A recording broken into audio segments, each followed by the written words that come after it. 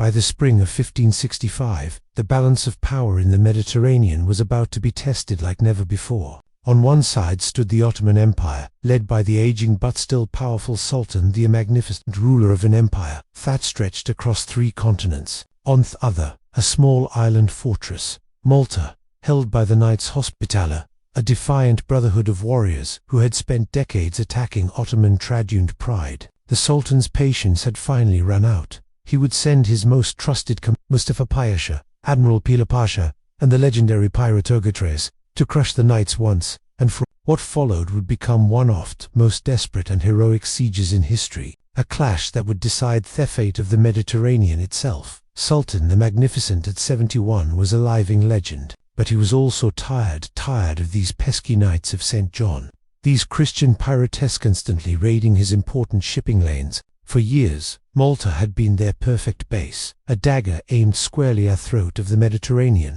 It was a strategic choke point, a hub for their pirate operations that had become a constant, annoying thorn in the Sultan's side. Take Malta and the road to Sicily would be wide open. Take Sicily and the heart of Christian Europe, already broken apart, would fall apart like a cheap, forgotten rug. The Knights themselves had a history of fighting back, kicked out from their previous stronghold, on roads in late 1522 and leaving in early 1523 by Suleiman himself. They had been given Malta by Emperor Charles on one important condition. They had to guard the sea lanes to be the shield against Ottoman expansion. For the Sultan, wiping them off the map wasn't just a strategic must-do. It was deep. Every Christian ship every Muslim pilgrim ship they harassed was an insult to the Sultan's huge reputation, a direct challenge to his divine right to rule. This wasn't just about land, it was about honor. So, he gathered a force of truly enormous size, the largest water-based invasion seen since ancient times.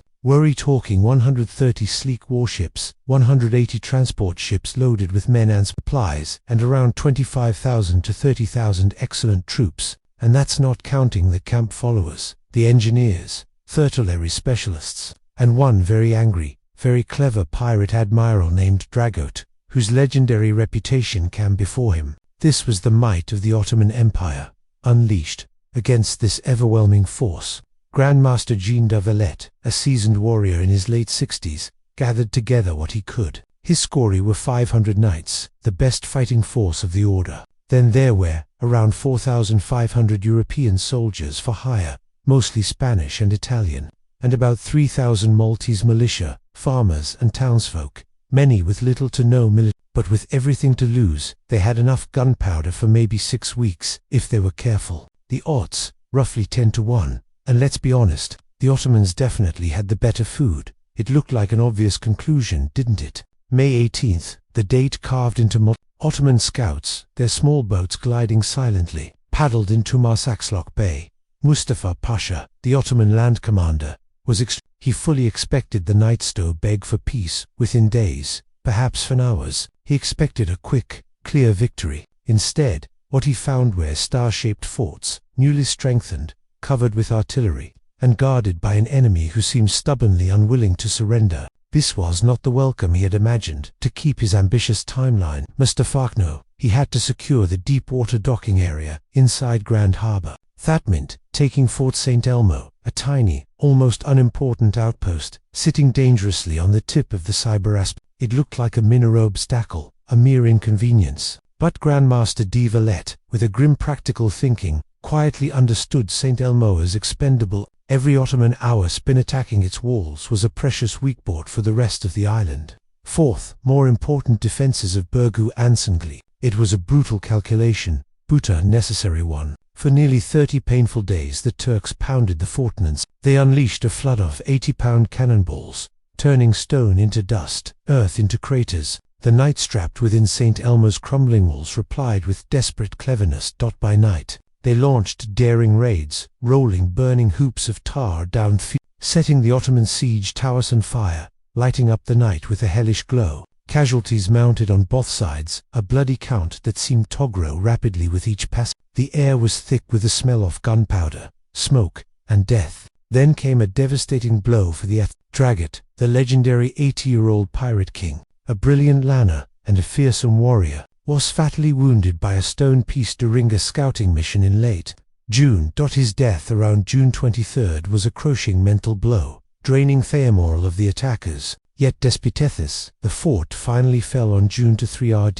The Ottomans had gained a ruin, a mere patch of shattered rock, no wideathon for football fields, but at a terrible cost. About 2,000 to 4,000 of their men lay dead, sacrificed for a strategic point that had bought the defenders priceless time. Mustafa, filled with rage by the unexpected resistance and the heavy losses, ordered the knights' bodies beheaded. Their bodies horribly floated across the harbour on planks. A chilling message. Vallette's bones was quick, brutal, and equal. He ordered the heads of his Ottoman prisoners fired back from thralls of Birgu. The siege had beckoned. It was no longer just a battle. It was a blood feud, a test of wills. July arrived, bringing with it not just the scorching Mediterranean heat, but a choking sense of desperation. Food, water, and hope, once precious things, now ran dangerously low within the surrounded walls of Birgu and Senglea. The Ottomans, learning from their costly victory at St. Elmo, pressed there, attack with renewed strength and a grim determination.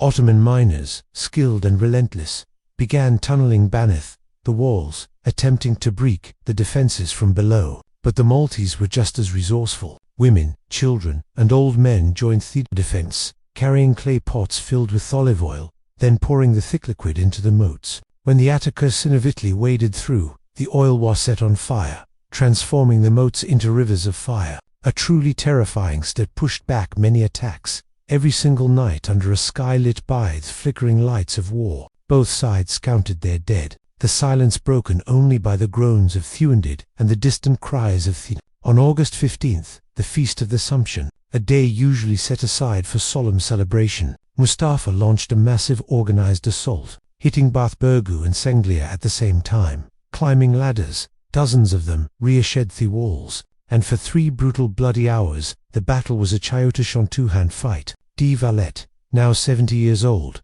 a figure of incredible, was seen fighting in full armor at the break in the wall, a sword held in one hand, a cross in the other. A knight witnessing the Grand Master's fierce presence later wrote, "Our Lord was seen that day in the shape of an angry Grand Master. His presence, his sheer refusal to give up, rallied the Miraculously, the Ottomans pulled back, leaving another 3,000 dead outside the walls. But the siege was taking its toll in other ways. Their tents, once a symbol of their huge numbers, now crowded everywhere, becoming breeding grounds for disease, dysentery and heat-stroke began to finish what cannonballs could not. Yet, the defenders were also at their breaking point. They were down to their last barrels of water, their last loaf of bread, which was now being split 9 ways. The whispers of hopelessness grew. In Sicily, the Spanish viceroy, Dan Garcia de Toledo, heard the terrible reports and believed the island was finished, a lost cause. But against all odds, against the advice of many, he put together a relief force anyway.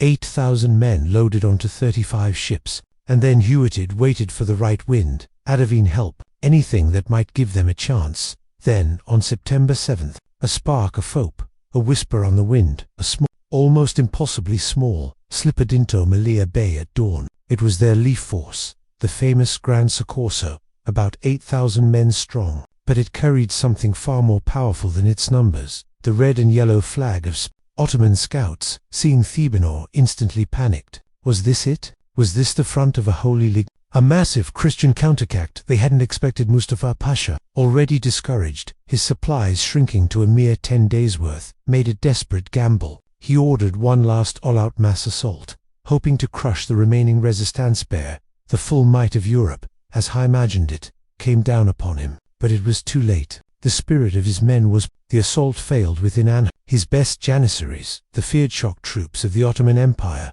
simply refused to climb the ladder.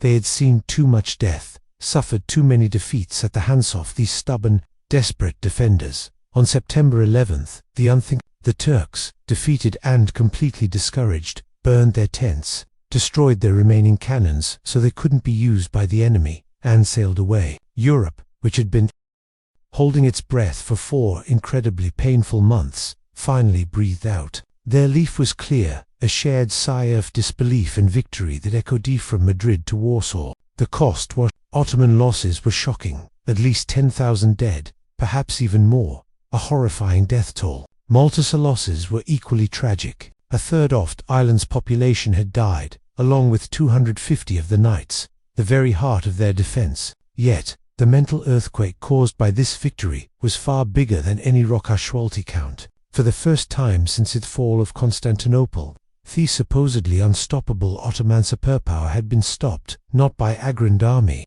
but by a rock, a few true believers, and an almost superhuman vessel to bend. It shattered the myth of their unbeatable strength and deeply shifted the political landscape of Mediterranean. Voltaire, with his characteristic withdrawal, later famously joked, "Nothing is better known than the Siege of Malta," and he was absolutely right. The victory immediately captured the imagination of you. Prince of the Siege flew off Cypresses in Antwerp. Poets wrote epic verses, comparing the unbeatable de Valette to the legendary Leonidas of Spain. The knights, filled with new fame and renewed purpose, began building their capital, naming it Valette, a magnificent, carefully planned city that still stands today as Europe's first planned city north of the Alps. It was a monument to their fighting back, a permanent symbol of victory. More importantly, the Ottoman tide never again seriously threatened Italy or the heart of Western Europe. The empire, hurt by this embarrassing defeat, began to turn. Its ambitions turned eastward, Persia, and south toward North Africa, and it became caught up in endless grinding wars for control of Hungary. The mental blow in Malta had forced a strategic rethinking, changing the course of their expansion. In Malta itself, the victory became Iceland's founding story, a defining moment in its national identity. Every parish on the island still celebrates its local heroes from the siege, and a very Maltese child learns the incredible price of freedom, measured in the very limestone of their island and the blood of their ancestors. That knights who had been on the verge of running out of money before 1565 suddenly found donations pouring in from every corner of Christian Europe, from Madrid to their renewed navy would continue to attack Barbary pirates and Ottoman shipping for another 12 centuries, a proof of their renewed. And Suleiman, the magnificent sultan, whose grand dreams had been so completely stopped, died the very next year on another muddy Hungarian battle, reportedly muttering, "Malta, Malta," as legend has it, a testament to how deeply the defeat had wounded him. So the next time you think that numbers tell the whole story, or that size always wins, remember this: 500 knights, 3,000 brave farmers, and a 70-year-old commander who simply would not hand over the keys to Europe. They didn't just win a battle, they turned a tiny map into a continent shield. They proved clearly that sometimes, just sometimes, a powerful mixture of courage, smart location, and a dash of holy stubbornness can stop even the most overwhelming force history can throw at you. History is, of course, full of turning point battles, huge clashes featuring armies of men, and vast artillery parks. But Malta 1565 is that rare one, the truly special only, decided not by hook numbers, but by sheer willpower, dressed in kind mail, and fueled by an If that doesn't make you want to dig a little deeper into the dusty, forgotten corners of the past, then you might just need to check your pulse. And while you're at it, hit that like button. Share this story with someone who needs to hear it, and subscribe, because the next time the door to the future looks ready to slam shut, someone somewhere will need reminding that even the thinnest wedge can keep it open.